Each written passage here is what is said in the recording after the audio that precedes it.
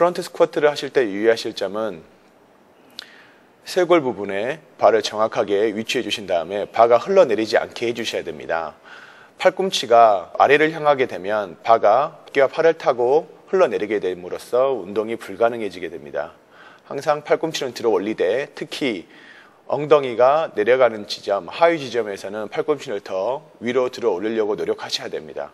이렇게 해도 팔은 수평 이상으로 올라가기 힘들어집니다. 그 다음에 상위 지점에서는 팔꿈치 위치를 너무 심하게 올릴 필요는 없습니다. 너무 심하게 올리게 되면 목에 압박이 오기 때문에 적당히 수평을 유지하시고요.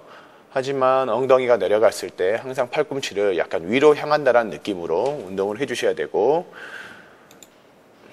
허벅지 앞쪽 근육에 집중을 하면서 운동을 해주십시오. 스쿼트를 하게 되실 때 발바닥의 힘의 방향의 위치에 대해서 많이 궁금해 하실 텐데요. 제일 기본적인 거는 앞꿈치 또는 뒤꿈치 전부 다 발바닥이 전체적으로 지면에 접지한 상태에서 전체에서 약간의 뒤쪽 6대 4의 분포로 힘을 뒤쪽으로 약간 더 주시는 게 일반적인 방법입니다. 발 뒤꿈치가 힘이 많이 들어가게 되면 허벅지 전체적인 근육, 엉덩이 근육과 허벅지 전체적인 근육이 활성화가 되기 편합니다.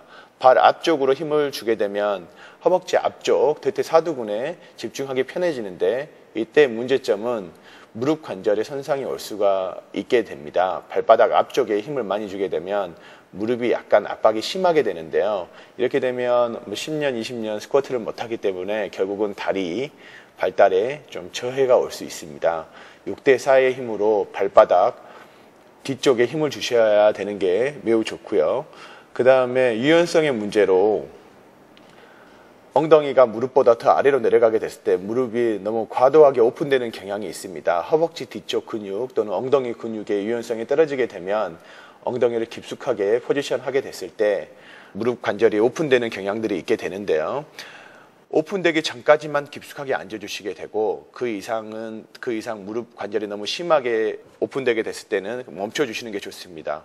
그리고 중간중간에 허벅지 뒤쪽 스트레치를 해주시면서 가동 범위를 점차 늘려나가시는 게 중요한 것이지, 한 번에 너무 깊숙하게 욕심을 내서 앉아주시게 되면 그것이 결국은 더 근육이 아니라 관절 부분에 힘이 실리는 결과를 초래하게 됩니다.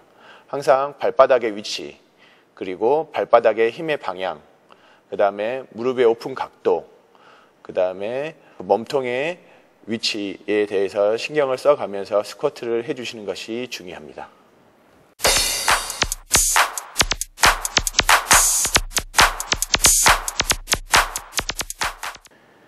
히트밤은 몸을 뒤틀면서 운동을 하기 때문에 이제 일반적으로 이런 운동에 접해보지 않는 사람들 같은 경우에는 많이 익숙하지 않는데요. 그것에 대해서 순서대로 설명을 해드리겠습니다. 제일 먼저 중요한 점은 발을 양손에 흔들리지 않도록 잡고 팔꿈치는 항상 펴져 있어야 됩니다. 팔꿈치가 중간에 구부러지게 되면 몸통과 다리에서 발생되는 힘이 손잡이로 직격으로 전해지지 않게 됩니다. 그렇게 되면 발을 흔들 수 없게 되겠죠. 그 다음에 중요한 점은 발끝이 운동하려는 방향, 내가 몸을 구부리려는 방향으로 먼저 향해져 있어야 됩니다. 그 다음에 무릎은 발끝의 방향과 일치해야 되고요. 그 다음 몸통이 틀어지면서 다리 앞쪽에 힘을 많이 응집해 놓고 무릎을 구부리면서 몸이 숙여지는 것입니다. 항상 무릎이 구부러짐과 동시에 몸이 접어지는 그런 형태의 운동을 취해 주셔야 되는데, 동영상을 보시면 알 수 있듯이 구부러지는 힘이 폭발적으로 펴지면서 몸이 회전해주면 아주 강력하게 바가 흔들릴 수 있게 됩니다.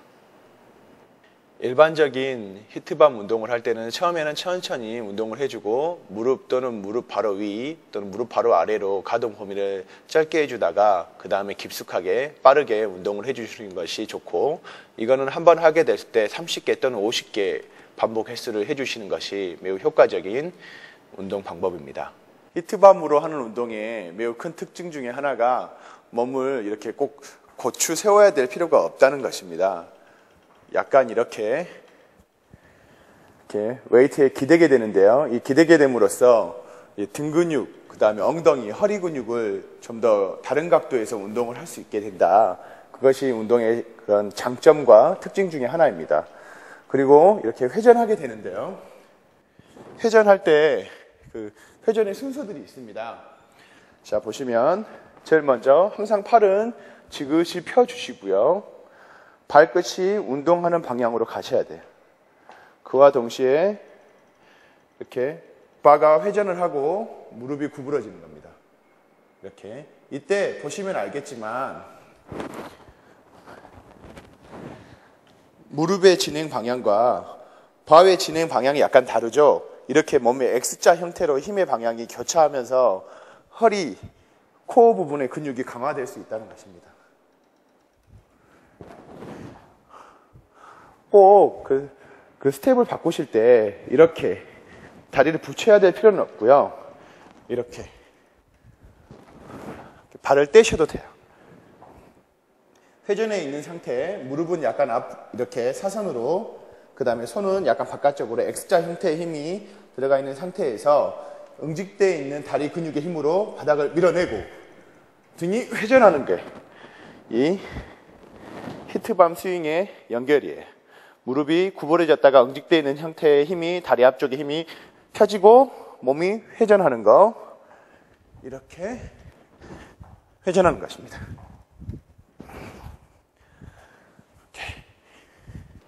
그 다음에 딥 런지 상태에서 운동을 할 수도 있는데요. 이렇게 약간의 사이드 딥 런지 상태에서 몸통을 비틀면서 운동을 해주게 되면 일반적인 히트밤 사이드 투 사이드보다 좀 더 다른 각도로 근육을 동원시킬 수 있게 되는데요. 늑골과 늑골 사이에 가운데 있는 그 뼈와 뼈 사이에 있는 근육들까지 동원이 많이 되게 됩니다. 야구 선수들이 공을 마지막으로 뿌리는 동작에서 필요한 근육들이 많이 발달을 할 수 있게 되겠죠. 자신이 필요 여하에 따라서 스탠스를 약간 바꾸거나 아니면 힘의 방향을 약간씩 바꾸어 줄 수 있습니다. 그리고 이건 일반적인 프리웨이트와 달리 고정이 되어 있습니다. 고정이 되어 있어서 웨이트에 약간 기대면서 운동을 할 수 있게 되는데, 기대면서 운동을 하게 되면서 등이나 어깨 부분에 좀 더 다른 각도로 운동을 시킬 수가 있습니다. 또 다른 대표적인 히트밤 운동인 어퍼 사이드 투 사이드입니다. 일반적인 사이드 투 사이드 운동보다 훨씬 더 많은 다리 근력과 어깨 근육을 요구하게 됩니다. 이 운동을 자주 하게 되면 씨름에서 뒤집기, 격투기에서 서브미션 상황에서 일어서기, 그 다음에 골프 스윙 동작, 드라이브 거리가 매우 늘어나게 될 수 있겠죠. 그리고 몸과 내 몸통부와 발바닥, 그다음 팔 부분의 근육의 회복 능력 없이는 절대 동작이 이루어질 수 없기 때문에 많은 격투기 선수들, 그다음에 운동 선수들이 꼭 해주었으면 하는 운동 동작입니다. 그리고 일반인들 또한 편하고 쉽게 한두 번 알려주게 되면 금방 따라할 수 있는 동작들이기 때문에 편하고 쉽고 빠르게 운동 능력을 극대화시킬 수 있는 그런 운동 동작이므로 꼭 운동 루틴에 포함해 주시길 권해드립니다.